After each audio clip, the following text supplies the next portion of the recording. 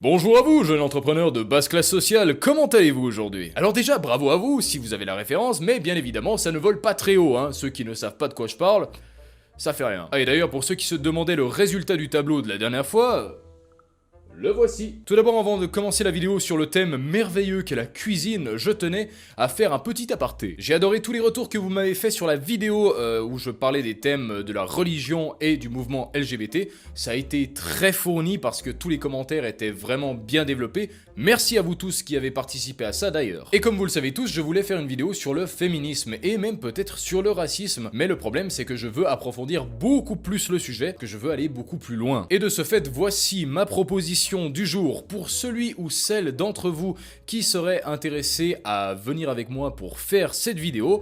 Bien évidemment, il est le bienvenu. Bon après bien sûr il faut répondre à quelques critères, hein. C'est pas tout le monde qui est invité à faire cette vidéo, c'est bien évidemment tous ceux qui s'y connaissent un maximum dans ces différents thèmes. En gros, si t'es vraiment un expert dans ce domaine ou que tu as des connaissances vraiment très approfondies en termes de politique mais aussi d'histoire, je t'invite à m'écrire à cette adresse email qui se met par là, je pense. Ce serait aussi sympa d'avoir une personne par vidéo, donc une pour le sujet du féminisme et l'autre pour celui du racisme. Le but c'est de faire une vidéo qui vaille la peine, qui soit vraiment très complète. Bien évidemment, la section commentaires sera ouverte pour tous les commentaires les plus incroyables du monde. Ah, et dernière chose pour celui ou celle qui viendra faire ces vidéos, il faudrait que tu sois aux alentours de la Suisse romande, hein, parce que tu te doutes bien quand même que si t'es en France, ça va poser un petit problème. Et pour les autres, on continue avec la vidéo d'aujourd'hui. Allez, c'est parti. Ah, les restaurants, mais quelle merveilleuse invention. On peut se retrouver en famille ou entre amis, déguster un magnifique repas, et bien évidemment, recevoir une facture qui va nous dégommer l'intestin grêle. Alors pour ceux qui me suivent depuis un moment, vous le savez déjà, mais je suis cuisinier de base. J'ai fait un apprentissage et j'ai plusieurs années d'expérience à mon actif. Ah, et en termes d'anecdotes, mais la cuisine, ça bat tous les records, hein. J'en ai à foison, je pourrais en parler toute la journée. Et pour rester dans le croustillant, on va parler des anecdotes qui parlent de tout ce que je déteste en cuisine, hein. Alors ça veut dire tout ce qui concerne la cuisine avec les cuisiniers et tout ça, tu vois, et la section avec le service et les clients. Alors sans plus attendre, c'est parti, parlons du premier point. La propreté en cuisine, c'est bizarre, j'ai l'impression que ça correspond à aucun restaurant en fait. Pourquoi je dis ça? Tout simplement parce que j'ai vu une seule fois de ma vie un restaurant qui était vraiment propre. Mais on en parlera juste après. La propreté, c'est le point le plus critique en cuisine. Si tu n'es pas propre, tes produits sont daubés. Et ça pose beaucoup de problèmes, surtout dans cette période où c'est l'été,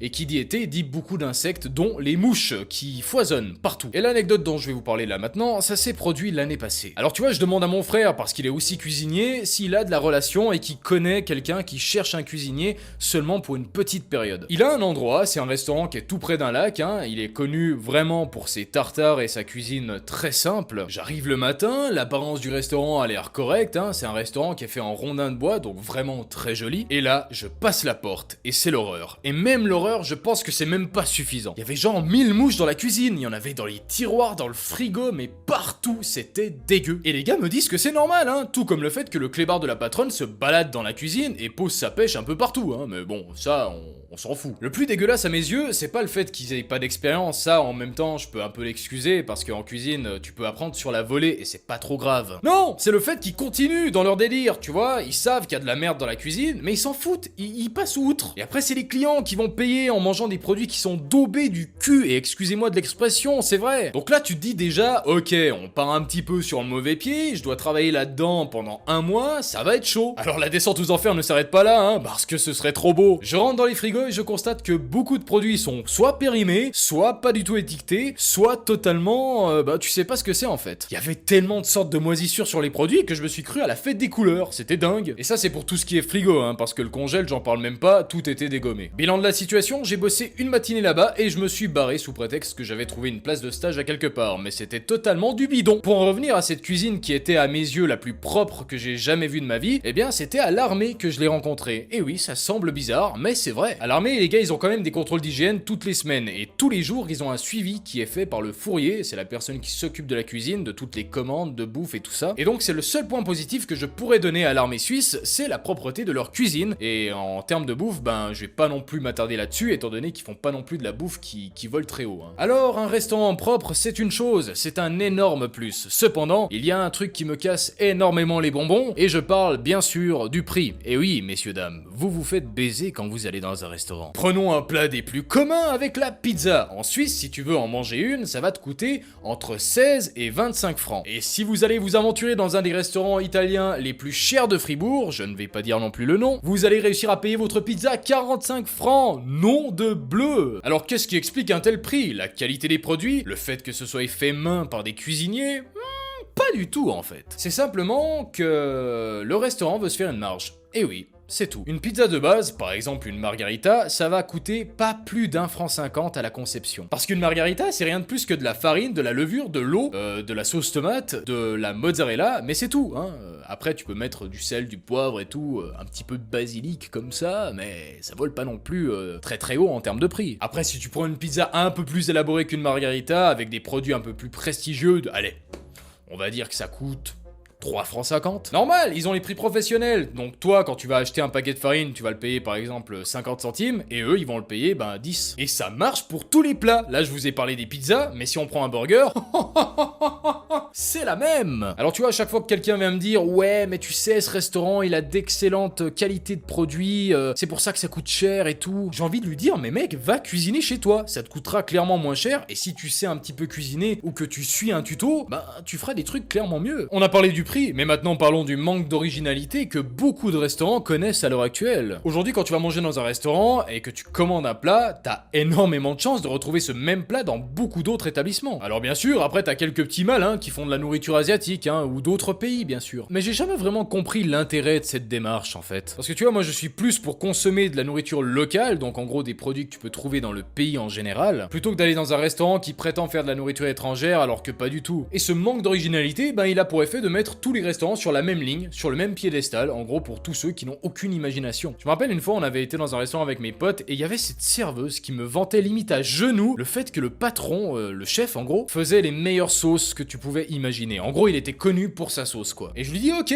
écoutez, amenez-moi le plat qu'il maîtrise le plus, comme ça je pourrais voir sa cuisine quoi, ça me fait plaisir. 10 minutes plus tard, elle arrive avec nos plats et là, je constate avec stupeur que la fameuse sauce dont on m'avait vanté tous les mérites avant, c'était une sauce Knorr en sachet. Mais à quel moment tu es autant con? Et là je commence à voir les galettes, tu sais, à ce niveau-là, là, au niveau de la jugulaire. Et je lui demande ce qui se passe à la serveuse, un minimum d'explication, parce qu'il y avait dans mon assiette, c'était pas une sauce, c'était plus de l'eau que tu pouvais trouver, par exemple, dans ton lave-vaisselle. Et toute paniquée, elle va chercher le chef pour que je puisse avoir une explication avec lui. Et là, mec, je le descends à un niveau, mais plus bas que terre, parce que je lui dis, mec, si toi t'es un chef, mais moi je suis Bocuse, je suis Paul Bocuse. Et bizarrement, ce restaurant, après un mois, il a fait faillite.